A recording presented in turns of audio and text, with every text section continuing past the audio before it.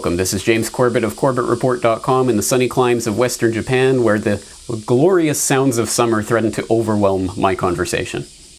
And this is James Evan Pilato in Portland, Oregon, where you never really know what it's going to be here. Overcast all morning, and now it's getting hotter and hotter. And the news is hotter and hotter, if I can use that ham-fisted transition, James. I don't know how many weeks in a row, but we have definitely covered the situation in Syria for the past several weeks. So yet again, we'll lead with the situation in Syria. And we'll take it from VoltaireNet. Syria reportedly eliminated Bandar bin Sultan in retaliation for Damascus bombing. Though not yet announced by the Saudi authorities, the death of Prince Bandar bin Sultan bin Abdulaziz Al Saud has been confirmed to Voltaire Network by unofficial sources, says the misspelling on VoltaireNet. Sources, of course. Prince Bandar had just been appointed head of the Saudi intelligence on July 24th. A promotion which was interpreted as a reward for having organized the attack in Damascus on July 18th. The Saudi services, with logistical support from the CIA, had managed to blow up the headquarters of the Syrian National Security during a crisis cell meeting. Three generals whose names I will not mangle right here, were killed instantly. Meanwhile, General Ikhtiar died soon after from his wounds. This operation was called Damascus Volcano, and was the signal for the attack on the capital by a swarm of mercenaries, mainly coming from Jordan. Prince Bandar was himself the target of a bomb attack on July 26th and subsequently succumbed to his injuries. A brilliant and cynical personality, Prince Bandar was 63 years old.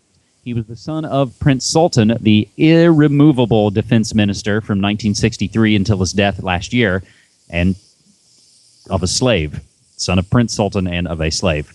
Confident of King Fahd, Bandar was ambassador to Washington throughout his reign, 83 to 2005, and here's where most folks know him from. He became close to George H.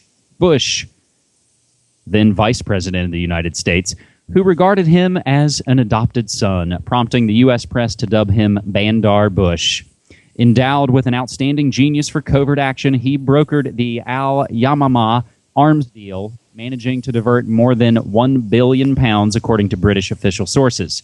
He then used this windfall and many more to finance the activities of jihadist groups around the world, including, of course, Al-Qaeda. It constitutes a serious blow to the whole system of Western covert action in the Muslim world.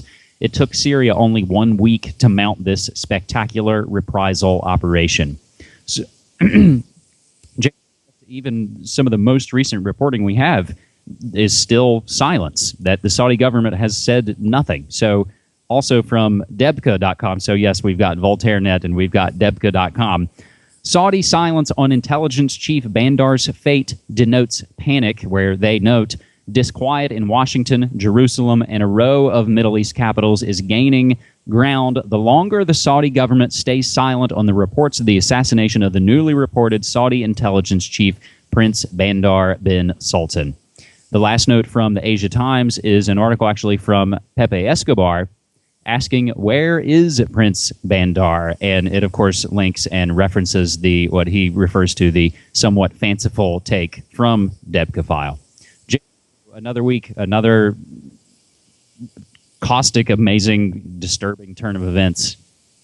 It certainly is. It's a pretty amazing story, and we'll have to see what gets reported and when and how it gets reported. But the loss of Bandar Bush is quite a big deal, I think, for Saudi Arabia, especially because he had just been appointed to a new position as a security chief. So very interesting, and I think there will be large-scale ramifications from this, but perhaps too early to really be saying what definitively did happen. Of course, VoltaireNet has their sources claiming that it was this Syrian operation. I would suggest people also read the Escobar article for a different take on it, that it probably wasn't Syrians per se involved in this. But at any rate, it is an interesting turn of events, and we'll have to see what, if any, ramifications there will be for this, because obviously if Saudi Arabia isn't even acknowledging it at this point, then there is not going to be a ramification on the geopolitical stage, at least not at this point. So for that, and then also, James, we've got Mitt Romney bumbling around on his tour as we reach, as we've talked about, the interminable presidential election season here in the United States. All of those things swirling around again. It's volatile, and that's a word we'll use as we get into our second story this week from the New York Times, and this is just posted a few hours ago. Wave of volatile trading unsettles U.S. markets, or if you'd like a different liquid metaphor, flood of errant trades is a black eye for Wall Street. An automated stock trading program accidentally flooded the market with millions of trades Wednesday, August 1st, still here in the United States, spreading turmoil across Wall Street and drawing renewed attention to the fragility and instability of the nation's stock markets. While the markets quickly recovered, it was the latest black eye for the financial markets and suggests that regulators have not been able to curb market disruptions that have led to frequent halts in trading and wild swings in shares. The machines have taken over, right? Said Patrick Healy, chief executive of the Issuer Advisory Group, a capital markets consulting firm. When events like this happen, they just reaffirm that these aren't investors, these are traders, with a D. In the latest incident, the errant trades began hitting exchanges almost soon as the opening bell rang this morning and came from a single New Jersey broker that specializes in computer-driven trading, the Knight Capital Group, Knight. More than 100 companies, including big names like Alcoa, Citigroup, and Ford, saw the prices of their shares suddenly spike up or down. New York Stock Exchange said later that it would cancel the trading in the 6 stocks that saw especially extreme movements. You think there's somebody watching the control panel somewhere, said Larry Tabb, head of the Tabb Group, a market research firm. Things can get out of hand very quickly, and there is nobody who can immediately do anything about it, said Eric Hunsater, the founder of data firm Nanex.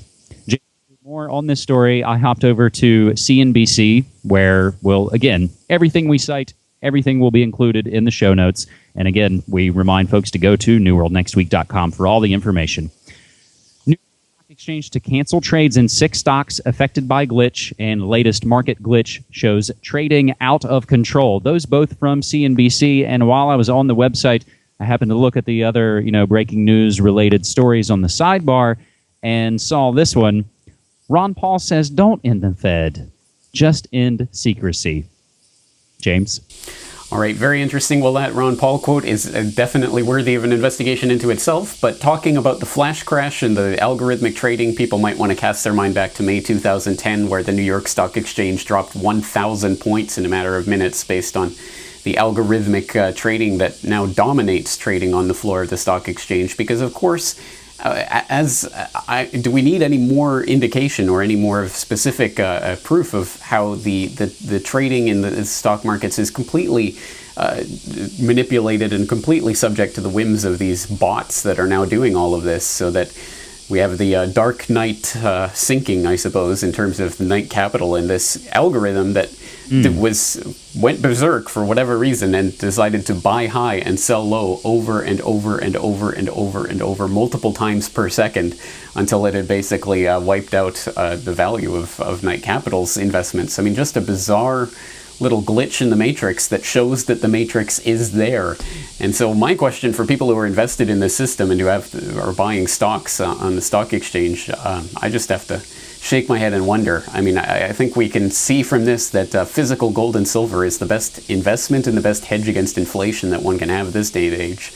And if you're buying stocks on these manipulated exchanges, you better be prepared for random bots to come along and wipe out your value in a matter of seconds.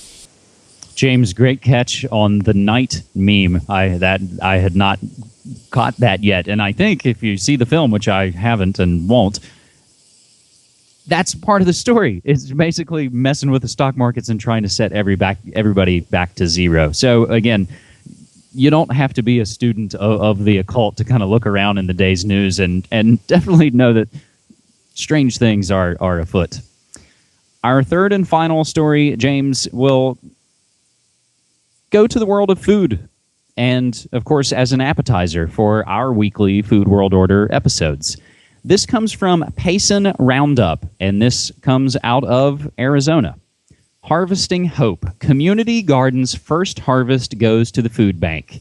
Payson, Arizona's community garden turned out its first batch of crops this season, Tuesday, July 31st, providing needed fresh produce to local food banks. Organizers say the inaugural garden has sprouted nicely, fulfilling its mission to help feed the hungry and bring the community together. Along the way, dozens of new friendships have developed, and at least one family reunited, and there is quite a lengthy take on one particular family who started to work together and brought them back together.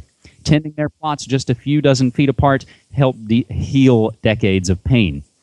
Garden organizer Roger Kremeyer said he never thought when he dreamed up opening a community garden it would also act as family therapy.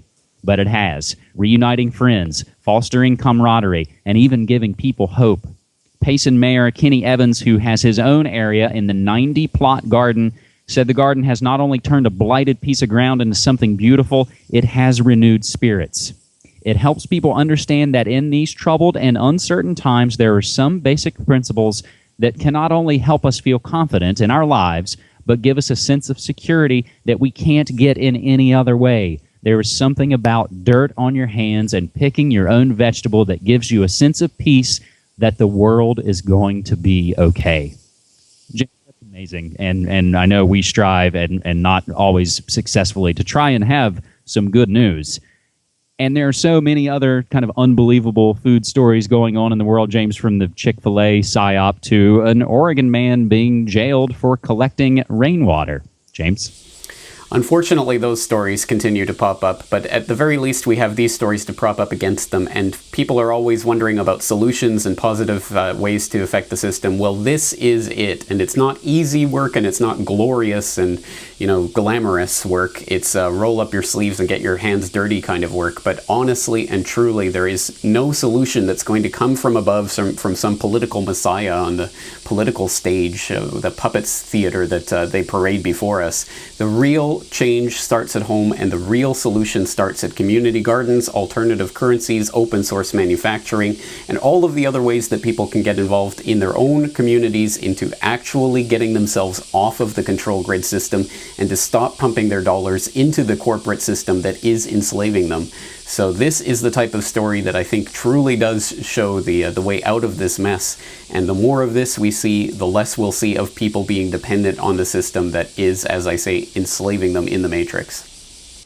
You're exactly right, James. So in closing, I'll make the brief note, James, Gore Vidal recently passed away. So I would definitely implore folks to go check out his interview where he endorsed David Ray Griffin's book, The New Pearl Harbor, and rejecting the official 9/11 lie.